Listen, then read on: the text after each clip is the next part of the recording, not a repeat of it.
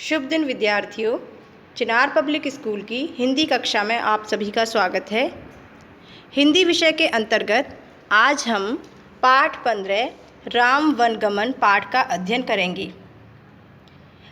इस काव्य कृति के कवि हैं तुलसीदास जी, भाषा ब्रजवधी और यह पाठ काव्य ग्रंथ कवितावली से लिया गया है।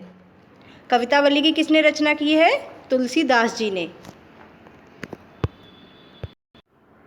पाठ का भाव है।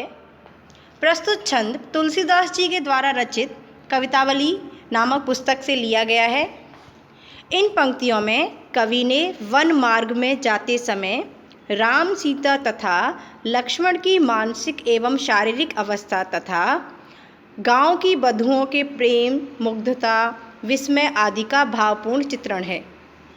अयोध्या के पैतृक राज वैभव को राम ने उसी प्रकार छोड़ दिया जैसे कोई राही राह के पेड़ पौधे, सराय, यात्रियों को छोड़ देता है। सुकुमार सीता और दोनों राजकुमार राम और लक्ष्मण को कठोर मार्ग पर चलते देखकर गांव की बधुएं यानी गांव में रहने वाली जो स्त्रियां हैं, राजा दशरथ को बुरा भला कहने लगती हैं। राम और सीता की दशा अत्यंत दुखदायी है।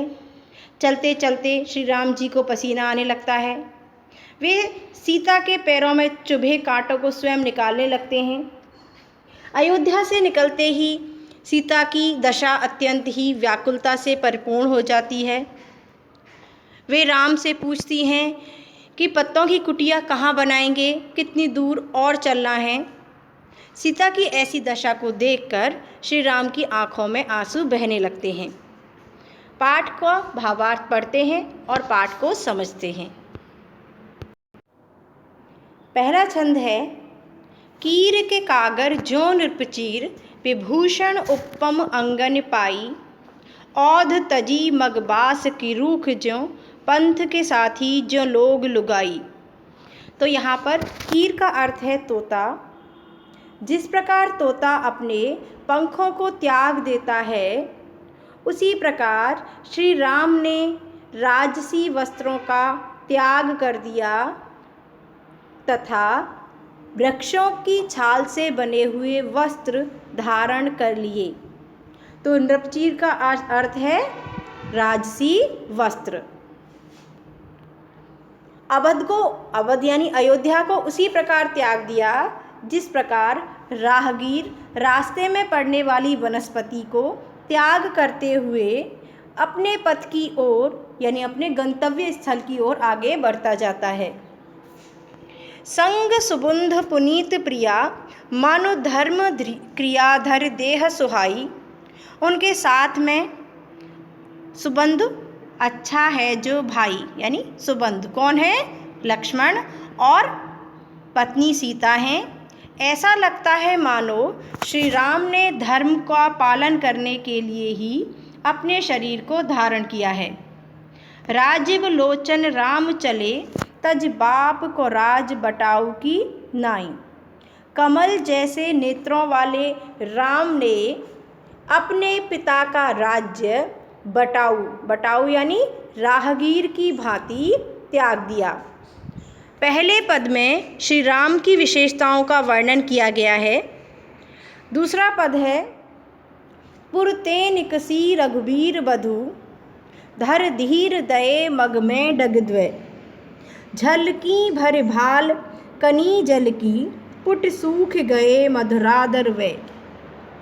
सीता अभी अयोध्या से 2 कदम ही निकली थीं कि उनके माथे पर पसीना आ गया और उनका मधुर कंठ प्यास के कारण सूख गया। फिर बूझत हैं चलनो अब केतिक, पर्ण कुटी करिहों कित है। वे श्री राम से पूछती हैं कितना और चलना है, पत्तों की कुटिया कहाँ बनाएंगे। तिय की लखी आतुरता पेय की, अखियाँ अति चारु चली जलचय। तो तिय का अर्थ है पत्नी। यहाँ पत्नी सीता को कहा गया है। सीता की ऐसी अधीरता, ऐसी बेचैनी को देखकर पति श्री राम व्याकुल हो जाते हैं दुख का अनुभव करते हुए उनकी आँखों से आंसू बहने लगते हैं। चौथे छंद में वन पथ की ओर जाते हुए श्री राम को देखकर ग्रामीण स्त्रियां आपस में क्या चर्चा करती हैं उसे बताया गया है। ग्रामीण बधुएं कहती हैं, बनिता बनी श्यामल गौर के बीच, बिलो कही री सखी मोहिसी हुए, मग जोग न कोमल क्यों चले हैं, सकुचात मही पद पंकज छुए। इन पंक्तियों में ग्रामीण स्त्रियां सीता के बारे में बातचीत करते हुए कहती हैं, हे सखी, उस स्त्री को देखो जो सांवले शरीर वाले और गोरे शरीर वाले दो व्यक्तियों के बीच में चल रही है। मग जोग न कोमल क्यों चले हैं, सकुचात मही पद पंकज छुए। इनके चरण रास्ते में चलने के योग्य नहीं हैं। ऐसा लगता है मानो धरती भी इनके चरण कमलों को छूते हुए संकोच का अनुभव कर रही है। यहाँ मही का अर्थ धरती है। तुलसी सुन ग्राम बधु बितखी, पुलकी तन औचल लोचन च्वय, सब भांति मनोहर मोहन रूप, अनूप हैं भूप के बालक द्वय।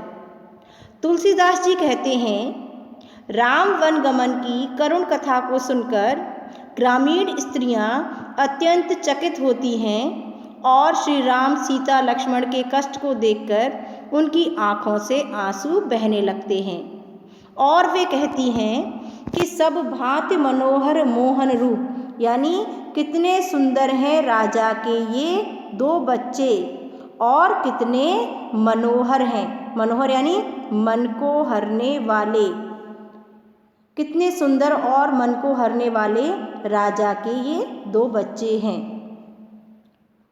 आगे की पंक्तियां हैं, रानी में जानी अजानी महा, पब पाहन ते कठोर हियो है, राजहु काज अकाज न जानो, कहियो तिह को जिन कान कियो है। ऐसी मनोहर मूरत ये, बिछरे कैसे प्रीतम लोग जियो है, आखिन में सखी राखबे जोग, इन्हें किमिके बनवास दियो है।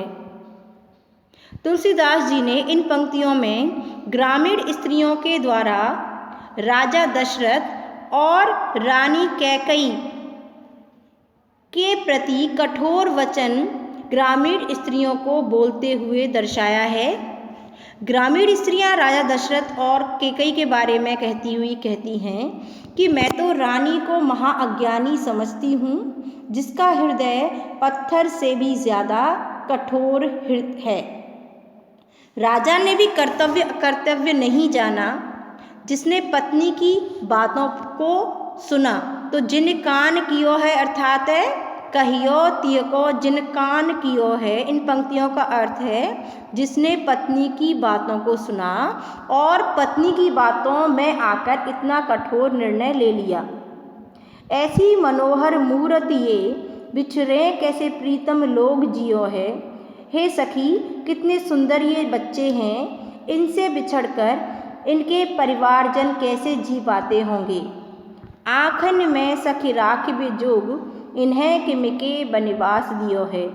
हे सखी, ये लोग, ये बच्चे तो आँखों में रखने के योग्य हैं, यानी आँखों में इन्हें रख लें, एक क्षण के लिए भी इन्हें अपनी आँखों से दूर न होने दें। इतने सुंदर हैं, इनसे बिछड़कर इनके परिवार वाले कैसे जी पाते होंगे। तुलसीदास द्वारा लिखे गए इस काव्य खंड से शिक्षा मिलती है कि कष्ट सहन करते हुए ही सफलता प्राप्त की जा सकती है। संघर्ष ही जीवन है। बड़ों की आज्ञा का पालन करना चाहिए और सभी सम्माननीय लोगों के प्रति श्रद्धा और आदर का भाव रखना चाहिए।